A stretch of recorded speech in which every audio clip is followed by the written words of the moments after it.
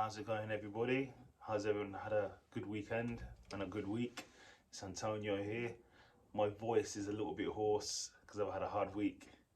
Hard week.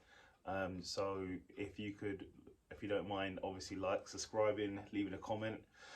So this is the roundup for the week of 27th and 28th of February, going into March, Raw and Smackdown. So it starts with KO coming out, mocking Texas, wearing a cowboy hat, or some type of hat. I told you my throat is a bit done in. Yeah, so wearing a cowboy hat, so some type of hat, and then basically is just talking about how much he hates Texas.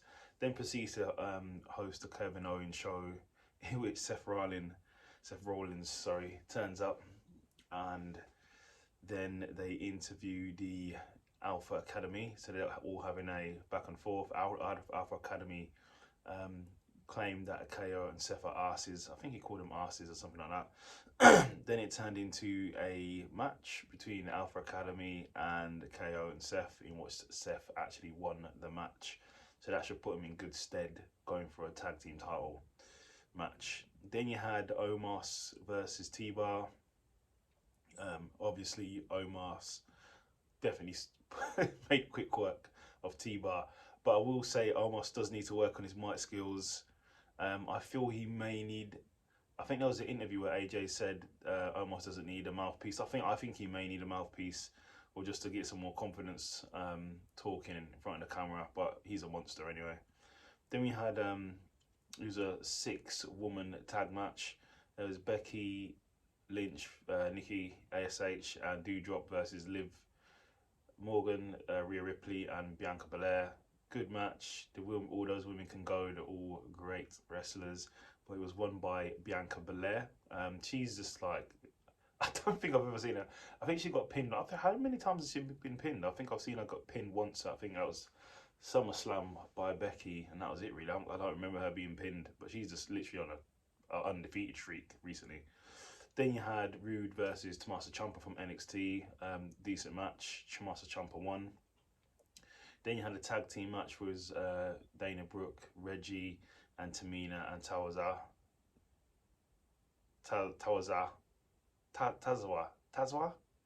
I've got his name wrong. I'm sure I got his name wrong. Tazawa. I'm sure it's Tazawa. Correct me if it's wrong anyway. Dana Brooke won the match. Then you had Mysterios. They're going back and forth with The Miz. Obviously leading up to the match at WrestleMania, where it's going to be a tag team match. It's going to be Rey Mysterio and Dominic versus The Miz and Logan Paul. So that should be quite interesting. Then we had the Hurt Business versus the Mysterios. So it was a good match. Obviously the Hurt Business can go, which, yeah, I really don't understand. I don't understand why they're still called the Hurt Business if they're not with Bobby Lashley. But anyway, obviously Lashley's not there at the moment because he's injured.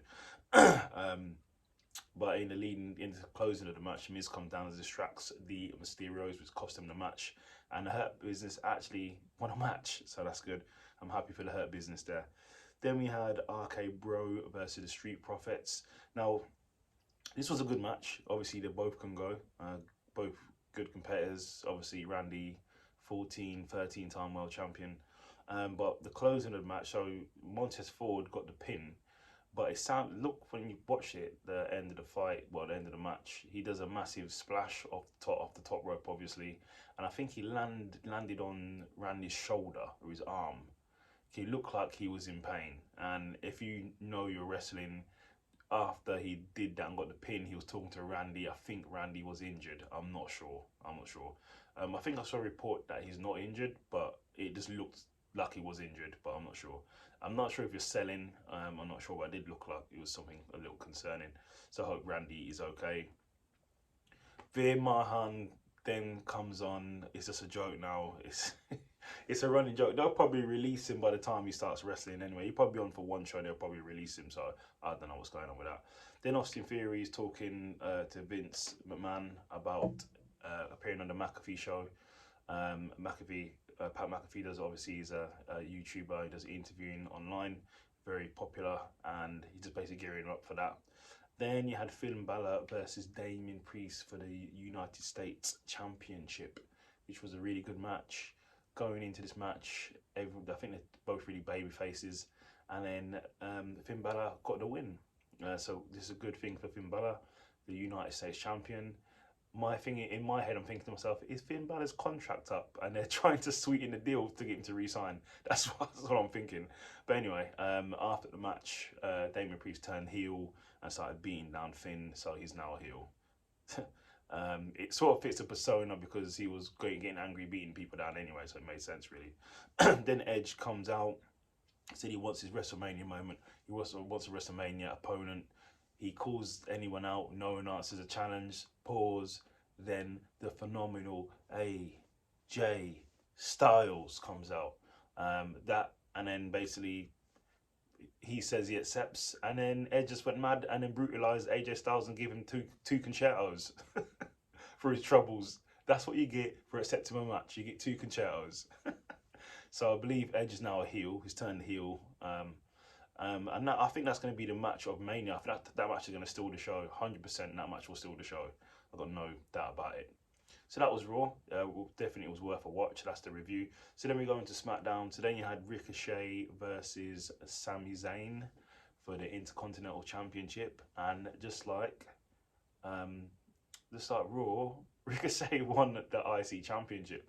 So maybe his contract's coming up as well. And they're like, hey, Ricochet, you know we love you. We know you wanted to keep you here. So here's a championship, and you should stay here with WWE. I don't know, but it's a bit weird how that's happened on Raw and SmackDown, 2 title changes, which obviously they're setting something up. So the big question is, will either title be featured on WrestleMania? That's the title. That's the question. Let's do title versus title. That would be interesting. You might as well do that United States title versus the Intercontinental title. Finn Balor versus Ricochet. That'd be a pretty good match. Then we had Austin Theory comes out because in the broadcast it states that Pat McAfee will be competing at WrestleMania, but they didn't know who the opponent would be, and I've just spoiled it for you. It's going to be Austin Theory. I don't see how Pat McAfee wins that fight or that match, to be honest. Then we had Carmella versus Naomi. It was a good spirited match, good match for the ladies, and Naomi won that. Then you had Hey, I do like these guys, Happy Corbin and Madcap Moss. I do like these guys. At the beginning, I thought they were idiots, but now after watching them, it's sort of grown on me. And then Madcap made a funny joke. It was actually quite funny. He did it in a Scottish impression, basically referring to Drew seeing a Loch Ness monster in his bath because he dropped a number 2 in the bath. He's floating in there. It's quite funny. You have to watch it. It's quite funny. Then it was Drew versus Jinder Mahal. Yes, Jinder Mahal, former WWE champion, and yeah, it was a wash. Drew just destroyed him, and that was that. And a lackadaisical pin, so it's not good. Not good for him. Then we had Shinsuke and Bruce, were starting to perform, and I think they were going to the ring, and they were both attacked by the Usos. We then led to the reigning, defending Universal Champions, had it over 544 days plus, I think it's 580 or 544, something like that. Roman Reigns comes out. Obviously it's in Miami, so the crowd is on his side, the crowd are cheering. And he's basically saying he's gonna smash, stack and pin Brock Lesnar, and he wants Brock Lesnar to acknowledge him. That's what he wants. So we'll see what happens there. Then it's the Usos versus the Viking Raiders, which was a decent match. Usos won that. And then the New Day were ringside, and then they were beat down by Sheamus and Ridge Holland.